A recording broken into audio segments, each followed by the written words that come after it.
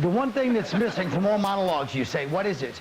Because you get show business like creeps like me doing the monologue about policy in the world, and then it affects you people more than it affects me. Not that I'm that large, but, you know, I've been chipping away. And so I think you have to include real people in the monologue, or the money as we're now going to call it. So they'll, you know, even if they're talking or not, it doesn't matter. But the point is, let's talk first about Rush Limbaugh. Now, you're a black man. Can I touch you here? All right. I hope the angle's right. I don't want it to be from here. Can I touch you here? You don't think I'm... All right. So, you know, Rush Limbaugh, he's deaf and he's in a jam. Businessman DJ Ruff got into it last week. You know what I'm saying? Now, my opinion is, correct me if I'm wrong, black people don't care what he said because they'd rather hear him say his real feelings than smile on their face as he drives past the house or the suburbs. What do you think? Were you offended by Russ, or you just don't give a damn? I don't give a damn. Right, you just want to, it was just fun to see all the white people scurrying about trying to apologize. All right, he pled out to rehab. Apparently it was like a hearing impaired, waiting for the dope to kick in kind of thing. Waiting for his, dare I say it, his rush. But I say big up to Donovan McNabb. That brother still can't get a cab, so wave your hands in the air like you're Steve McNair.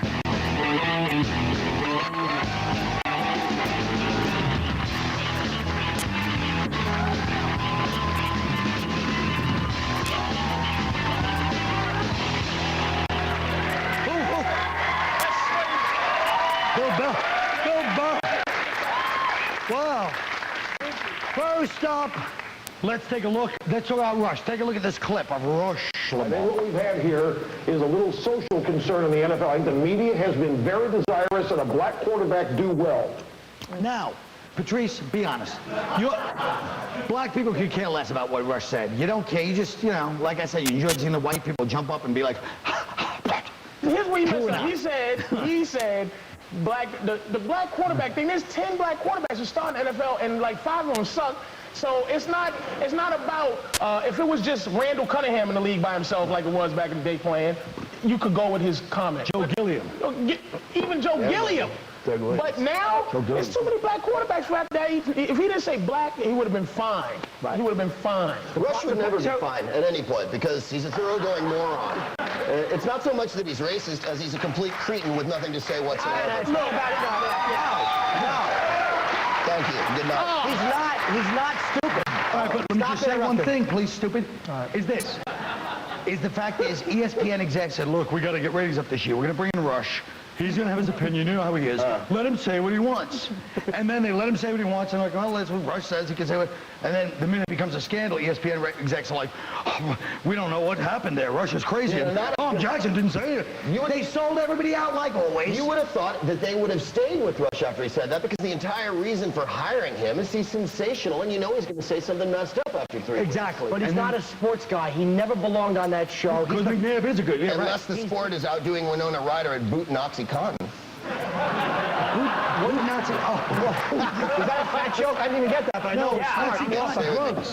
You're out of the loop. You got to get in there. I never heard of it. He just doesn't belong on a sports show because he's not a knowledgeable sports guy. He's a fat conservative nerd. He's the guy that would say, is the quarterback going to make a home run? Nobody wants to hear what he's talking about when it comes to sports. Yeah, but just because he said that, he shouldn't lose his job. If we're going to have freedom of speech, then a white guy should be able to say something with the word black. Shut up about white guys. Let me tell you something. White guys need to shut up. Y'all been talking forever. Yeah, let me tell you something. Just shut up.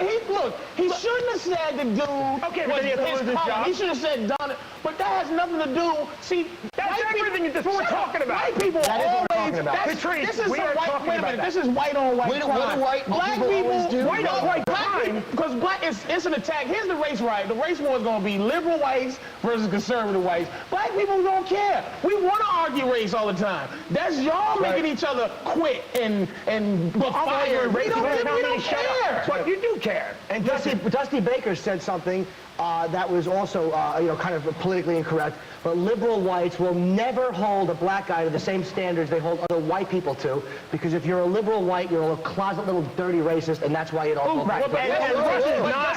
Dusty Baker said something that was factual. White people don't function well in the sun.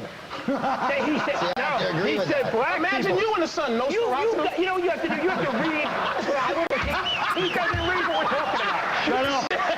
It was a good reference. It was a good reference, but You look like the ass you are. I didn't like his stupid sip after. Yeah, he took the not sip British, like stupid. Exactly. He sat there like he's some fourth green black intellectual with dreadlocks. Yeah. Nosferatu. I go to the movie. Shut up, you probably said Kill Bill 6 times. You don't even know what Nosferatu is. All right.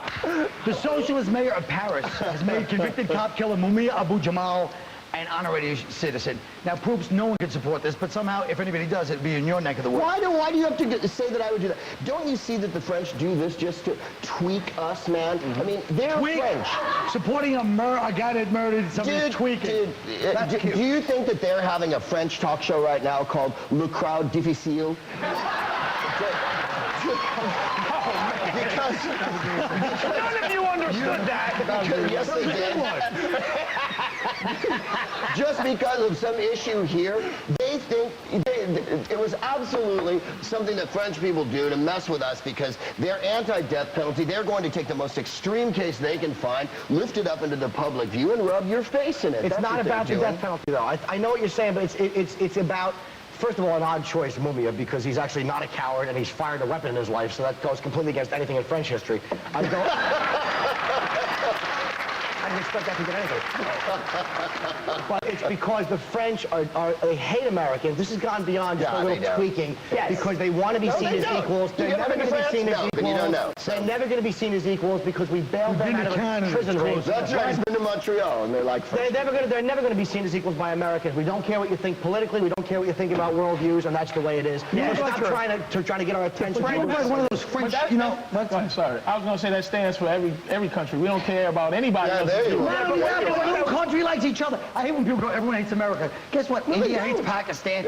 Everybody hates everybody. Yeah, but the Why are common you stuck? denominator is everybody hates No, America. nonsense. No, you know what? And I agree with you, man. I say stuff and nonsense. Americans love this whole thing about putting themselves on the cross and going, everybody hates us. Why do they hate us? Everybody hates everyone. If you go to France, they hate Germans more than they could ever hate us, and Germans hate French people more than they could ever hate us. They hate Germans. They teamed up with them against us from the UN, those jizz buckets, when it came to the Iraqi war. Okay, folks, speaking of hate, we all hate commercialism, but we all love commercials. Ponder that while you watch these. We'll be right back.